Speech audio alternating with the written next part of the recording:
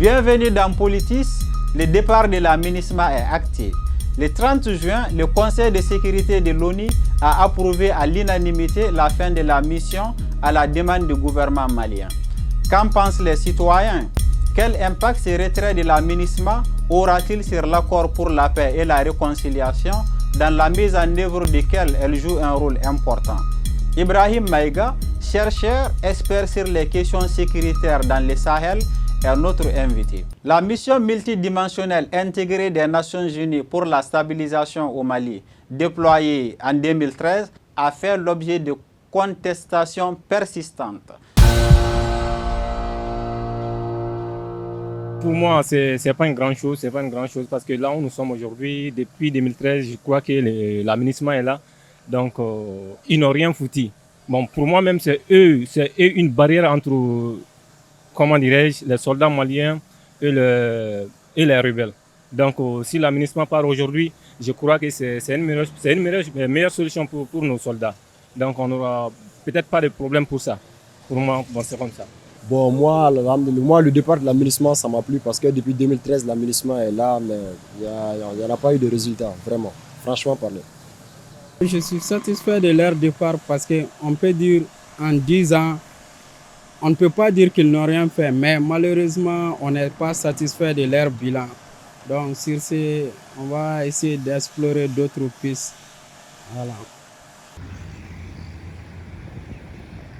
Bonjour M. Maïga. Bonjour M. Boko. Merci d'avoir accepté notre invitation. C'est moi qui vous remercie. Vous venez de publier un article sur la situation que nous traitons aujourd'hui, le départ de la MINUSMA, les motivations du gouvernement du Mali, les vides que la mission onusienne va laisser et les inquiétudes qui peuvent avoir lieu ici et là. D'abord, qu'est-ce qui peut avoir motivé le gouvernement à prendre une telle décision? Alors, plusieurs raisons ont poussé le gouvernement et les autorités de la transition à prendre cette décision le 16 juin dernier devant le Conseil de sécurité, à demander le retrait sans délai de la mission des Nations Unies au Mali. Ce qu'on explique dans ce papier, c'est qu'il y a une raison de fond qui est peut-être même antérieure à l'arrivée de ces autorités, des autorités actuelles à la tête du pays. C'est le décalage entre les attentes des Maliens et les capacités de la mission. Je pense qu'il faut remonter un peu loin dans l'histoire. Depuis l'arrivée de la mission des Nations Unies au Mali en 2013, les débats qui avaient cours à cette époque, beaucoup s'inquiétaient de l'inadéquation et du décalage entre les attentes des Maliens, le besoin de sécurité des Maliens et les capacités, le mandat des opérations de maintien de la paix. Donc ce décalage a poussé un certain nombre d'acteurs politiques, mais aussi de la société civile, à être beaucoup plus réservés sur la mission, à accueillir la mission avec très peu d'appétit.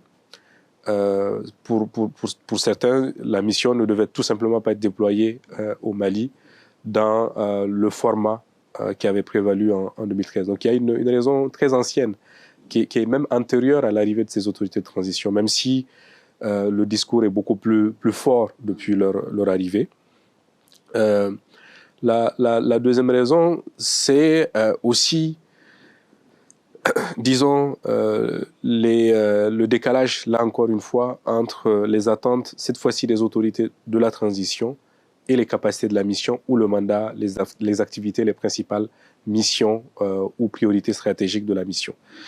Il faut se rappeler que les Nations Unies elles-mêmes ont conscience ou avaient conscience de l'efficacité limitée de leur action sur le terrain. C'est la raison pour laquelle le secrétaire général des Nations Unies a commandité une revue interne, a demandé à la mission des Nations Unies au Mali de mener sa propre revue, donc une revue sur elle-même, ses défis, mais aussi les opportunités qu'elle avait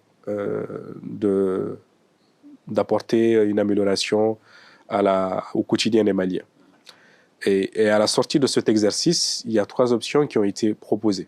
La première option, c'est le renforcement de la mission. La deuxième option, c'est disons, un allègement des effectifs, mais une modification au niveau des priorités. Plus d'énergie sur le nord, moins d'action ou moins d'énergie sur le centre du Mali, donc un peu un choix entre le nord et le centre du pays. Et enfin, une troisième option qui est d'ériger ou de transformer la mission des Nations Unies, qui est multidimensionnelle, en une mission purement politique, basée essentiellement, voire exclusivement à Bamako, dont le principal rôle serait d'assurer un lien quotidien avec les autorités de transition. Le gouvernement du Mali, à l'époque, à la suite justement de la présentation de ce rapport portant sur la revue interne de la mission, a rejeté les trois options en disant qu'aucune de ces options-là ne correspondait à ces attentes ou ne permettait de prendre en charge ces attentes fondamentales qui sont un engagement beaucoup plus important, beaucoup plus offensif sur le terrain aux côtés des FAMA, un engagement, un appui beaucoup plus important pour le rétablissement de l'autorité de l'État et quelque part disons, un rôle moins important dans tout ce qui est enquête sur les violations ou les allégations de violations des droits de l'homme. Donc ce sont sur ces quelques éléments que le gouvernement du Mali et les Nations Unies ne se retrouvaient pas. Et c'est ce qui explique, enfin parmi d'autres, l'issue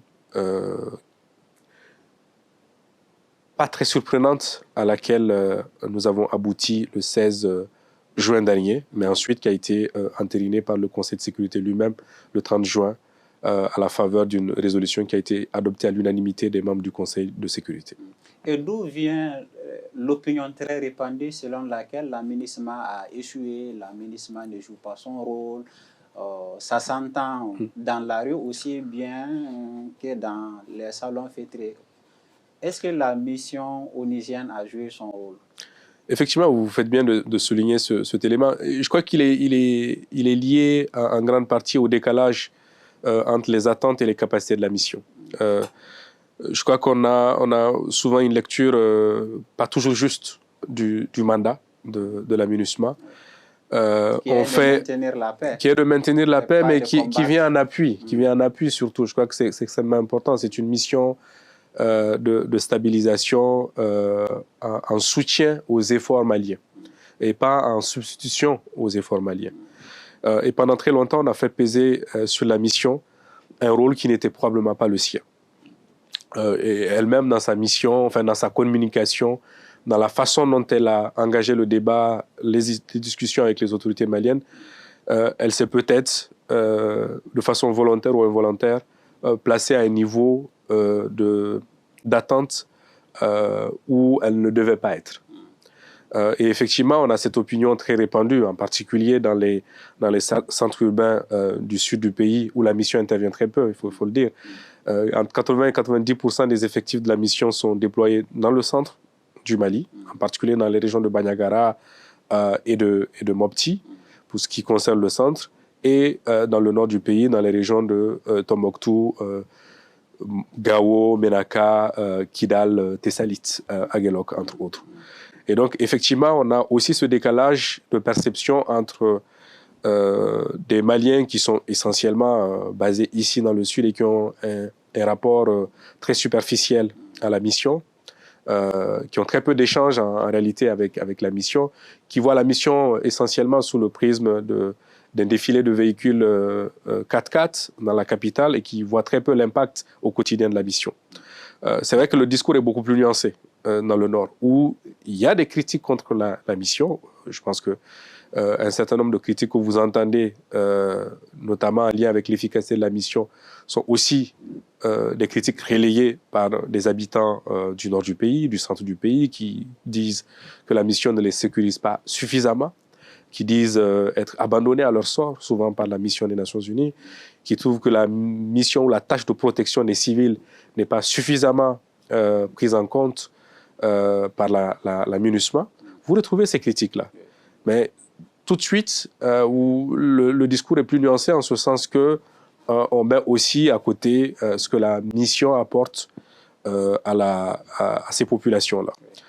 D'abord en termes de sécurité, parce que sa présence, notamment dans les centres urbains, où se passe peut-être une infime partie des violences, ça aussi il faut le dire. C'est que vous avez une grande partie des violences dans le pays géographiquement qui se situent dans des espaces ou dans des zones rurales. Et ces zones rurales, ce ne sont pas les zones dans lesquelles se trouve la mission ou les bases de la mission. Les bases de la mission sont essentiellement dans les centres urbains, même s'il y a évidemment des patrouilles. Et donc, oui, vous avez un discours, disons, critique au nord comme au sud, sauf qu'au nord, il est beaucoup plus nuancé, il est tempéré par la présence parfois dissuasive de la MINUSMA, mais aussi tout le soutien sur le plan socio-économique que peut apporter la mission des Nations Unies à ces populations qui manquent de tout et qui ont besoin de beaucoup de choses. Et sur son rôle de maintien de la paix, qui est sa priorité, est-ce qu'elle a effectivement joué ce rôle-là? Là aussi, je crois que y a peut-être une lecture assez restrictive qu'on fait du maintien de la paix. Le maintien de la paix, c'est évidemment la paix. La paix, ce n'est pas uniquement l'absence de guerre. La paix, c'est un ensemble de choses. La paix, c'est pouvoir mener son activité économique, c'est pouvoir faire des allers-retours dans une localité, c'est sortir de sa maison sans être inquiété, ou quand on l'est, que les auteurs de cet acte puissent être poursuivis, jugés, condamnés éventuellement. Donc la paix, c'est un ensemble de choses. Quand on dit la mission des Nations Unies ne joue pas son rôle principal qui est le maintien de la paix, je crois qu'il faut avoir une vision beaucoup plus large du maintien de la paix. Les activités génératrices de revenus que la mission crée ou qu'elle soutient dans le Nord font partie de son mandat. Parce que la stabilisation, c'est un ensemble de choses. Ce n'est pas juste prendre les armes et faire la guerre. La stabilisation, c'est apporter un soutien aux activités économiques, permettre à des individus de se déplacer d'un point A à un point B, permettre à des populations souvent qui n'ont pas accès aux services sociaux de base d'y avoir accès ou d'avoir accès à une partie de ces services sociaux de base. Donc il faut il ne faut pas avoir une vision étriquée du maintien de la paix. C'est un ensemble de choses. Effectivement, on l'attendait énormément sur la sécurité. C'est là où je parle de décalage entre les attentes et les capacités de la mission. Les Maliens ont sans doute raison quand ils disent que 13 000 hommes, parce que c'est 13 000 hommes militaires, cela n'est pas suffisant pour couvrir l'ensemble du territoire national qui est de 1 241 238 km².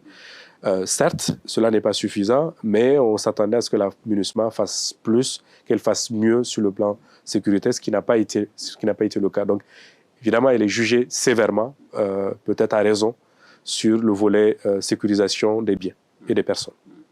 Et avant de continuer, nous allons voir ces reportages sur le rôle que la MINUSMA a joué dans les cadres de maintien de la paix.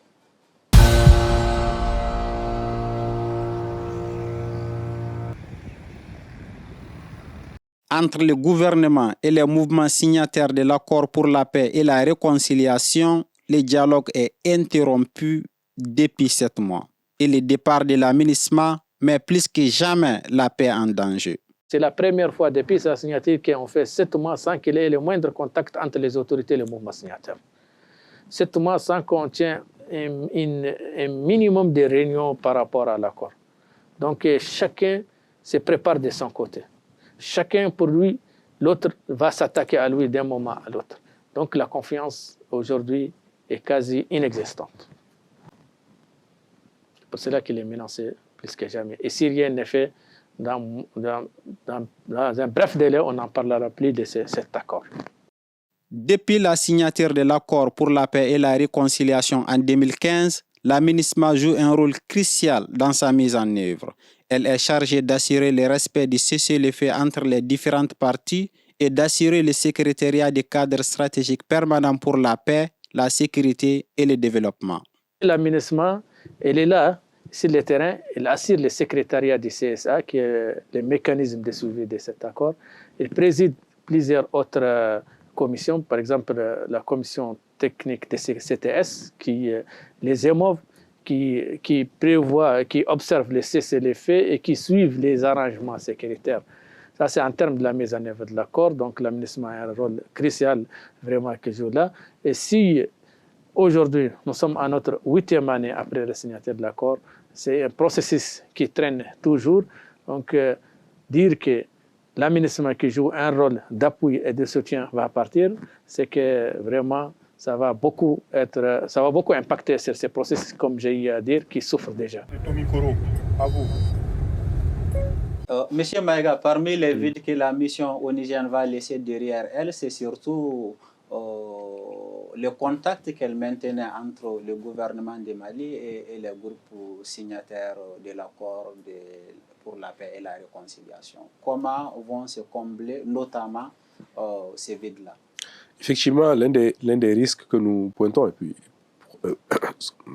l'un des axes sur lesquels la mission était utile au Mali, c'est ce travail au quotidien de médiation qu'elle faisait, ces allers-retours entre les mouvements signataires et le gouvernement malien pour les amener à des positions plus conciliantes, à avancer sur un certain nombre d'éléments ou de dispositions de l'accord pour la paix et la réconciliation. Elle jouait ce rôle parce qu'elle avait aussi les moyens. Ce rôle peut être joué par d'autres.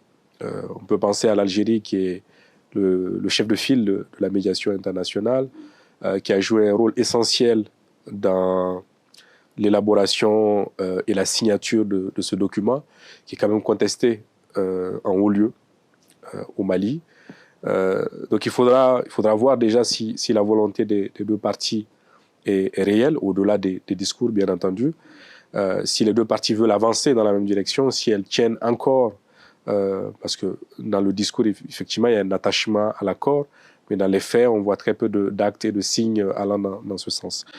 Donc si les deux parties renouvellent, ou les deux parties pour aller plus rapidement, si les deux parties, donc mouvement signataire et gouvernement malien, renouvellent leur engagement à l'accord, leur attachement à l'accord, et souhaitent l'accompagnement d'un pays ou d'un groupe de pays ou d'une organisation, je pense que les ressources sont disponibles. On peut penser au Bureau des Nations Unies basé à Dakar, qui couvre l'Afrique de l'Ouest. On peut penser à l'Algérie, qui est le chef de file de la médiation. On peut penser à la mise en place d'un bureau transpartisan ou bipartisan capable de ramener les parties autour de la table et d'impulser une dynamique amenant à des actions positives sur le terrain. Donc c'est un rôle que la MINUSMA jouait parce qu'elle en avait les moyens, elle était là, elle avait cela aussi comme tâche prioritaire, le soutien à la mise en œuvre de l'accord, mais c'est un rôle qui peut aussi être comblé par d'autres acteurs à condition que la volonté politique soit présente de part et d'autre. Et tout à l'heure, vous avez parlé du rôle que la MINUSMA joue, sa présence dissuasive, ces entreprises socio-économiques qu'elle menait dans les localités où elle est présente. Plus généralement, comment il faut combler les vides que la MINUSMA va laisser? Ouais, ce qu'il faut dire, c'est que même si c'est une mission par défaut, comme je le disais en début d'émission, c'est une mission qui est arrivée un peu parce que faute de mieux. Et pendant très longtemps, elle avait ce statut-là. On avait peur du départ ou du retrait de la mission, pas pour sa grande efficacité ou sa redoutable efficacité, même si, comme je l'indiquais tout à l'heure, il y a des points positifs à la présence de la mission dans le pays. Mais c'est surtout faute de mieux et par peur du vide qu'elle pourrait laisser. Parce qu'une mission comme la mission des Nations Unies, qui est l'une des missions les plus importantes des Nations Unies à travers le monde, près de 17 000 hommes, 1,2 milliard de dollars par an, c'est énormément d'argent pour un pays comme le Mali.